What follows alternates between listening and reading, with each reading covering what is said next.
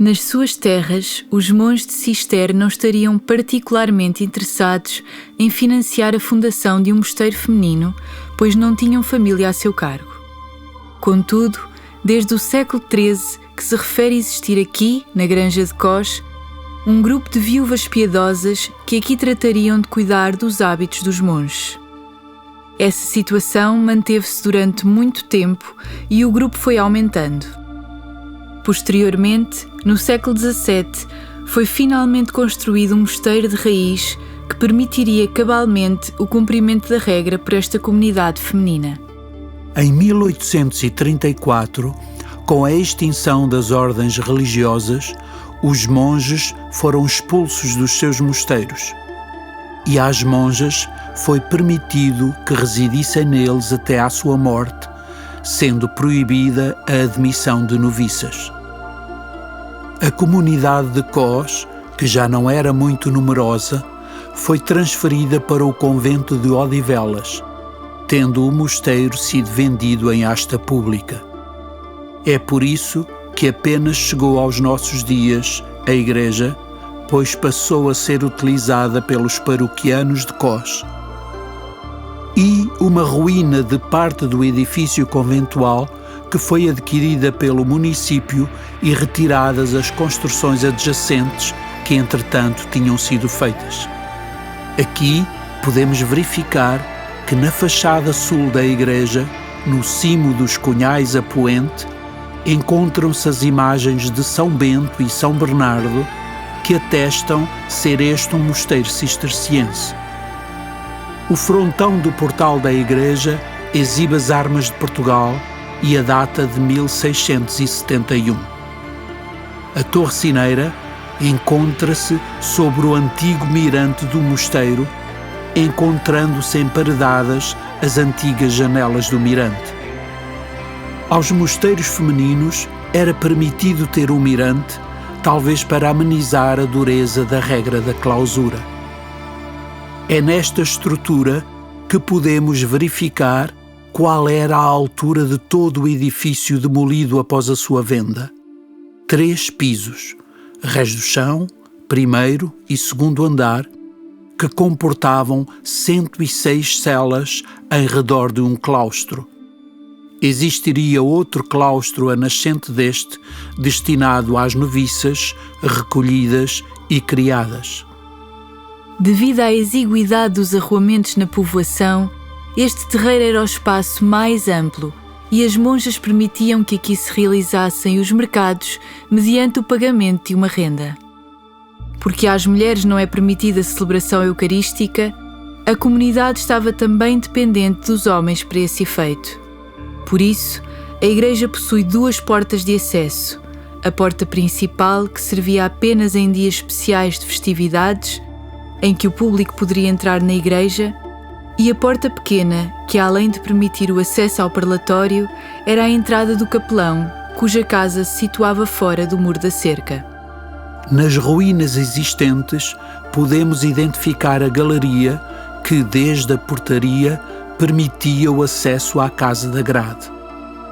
Era neste local da galeria que se podiam encontrar a comunidade exterior com a comunidade conventual, que ficava atrás da grade, e aqui realizar os atos necessários à gestão das propriedades, fossem compras, vendas, arrendamentos ou trocas.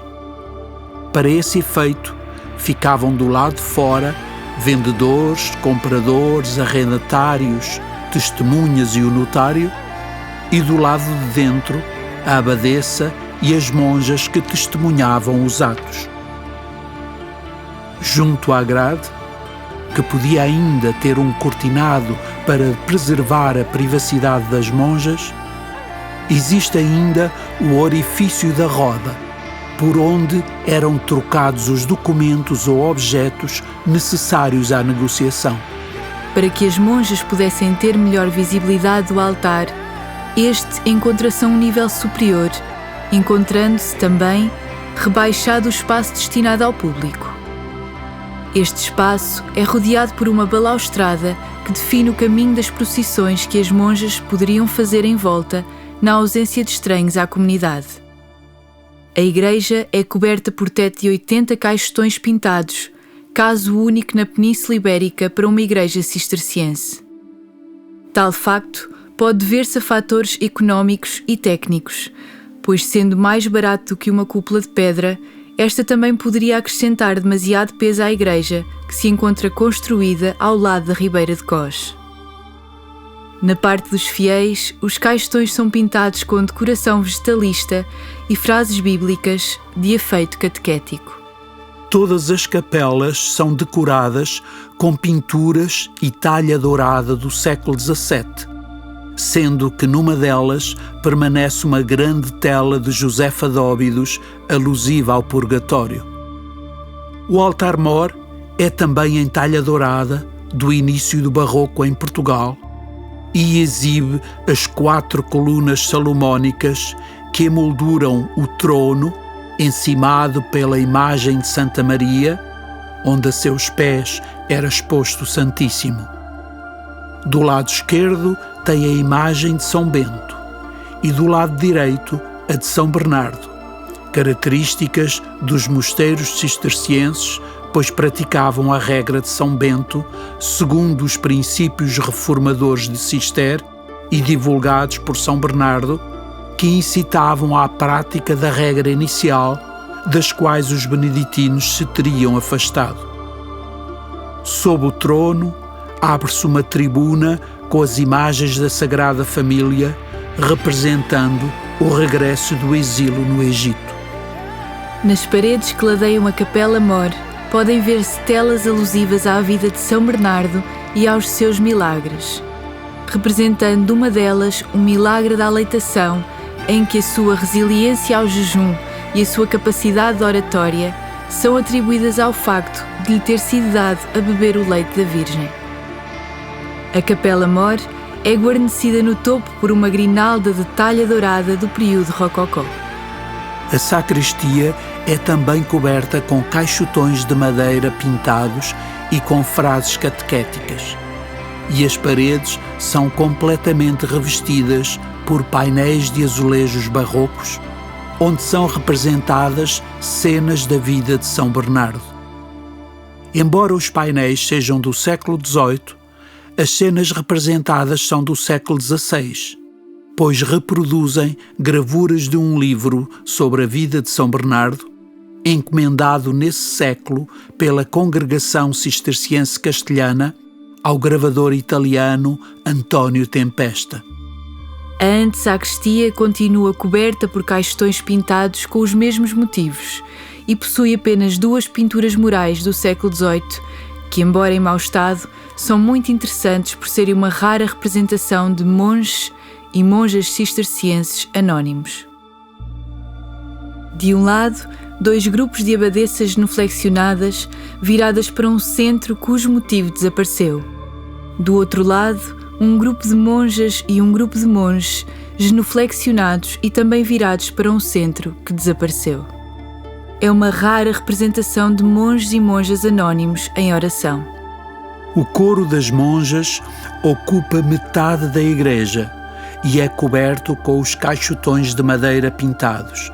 Mas aqui o tema são os santos e as santas das ordens beneditina e de Cister. As paredes são revestidas com azulejos de padrão azul e branco.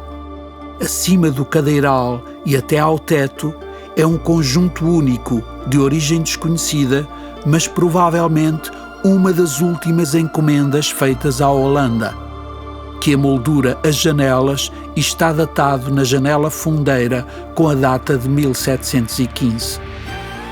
Aqui também estão representados as armas de Cister e o mesmo motivo que se repete no espaldar de cada uma das cadeiras do cadeiral, provavelmente uma alusão à Salve Regina. O cadeiral era composto por 106 cadeiras em 2 filas sobrepostas, com madeira do Brasil e nacional com embutidos. Na parede fundeira existe um portal manuelino que, como é óbvio, não pertencia a este espaço. Julgamos tratar-se do pórtico da antiga igreja que foi demolida para construir esta, e foi aqui colocado apenas por uma questão estética, pois nem sequer é o acesso principal do coro. A porta de acesso ao coro das monjas é a porta sob a casa do órgão. Para o cumprimento da regra, as monjas rezavam neste espaço 7 vezes por dia, durante largas horas e muito tempo de pé.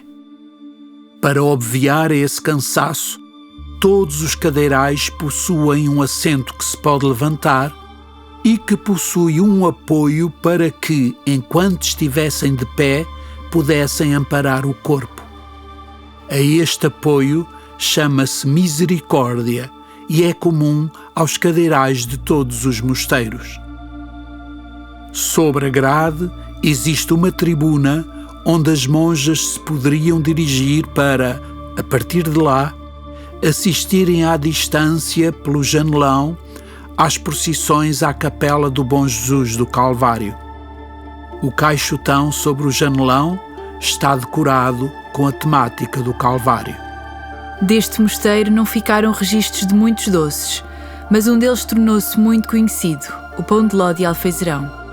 Hoje em dia, a Casa do Pão de Ló de Alfeizerão, em protocolo com a COSARTE, produz uma outra variedade de pão de ló, a que chamaram Pão de Ló de Cós. Na antiga adega do mosteiro funciona hoje o projeto COSARTE, de uma IPSS local onde são produzidas cestas de junco, uma recuperação de artesanato da região como mais de um século, agora reinventado e cujas receitas se dirigem apenas ao apoio das atividades sociais do Centro de Bem-Estar Social de Cós. Também ali se encontra à venda o Pão de Ló de Cós. As visitas ao Mosteiro de Cós são asseguradas pelo projeto COSARTE a título gratuito.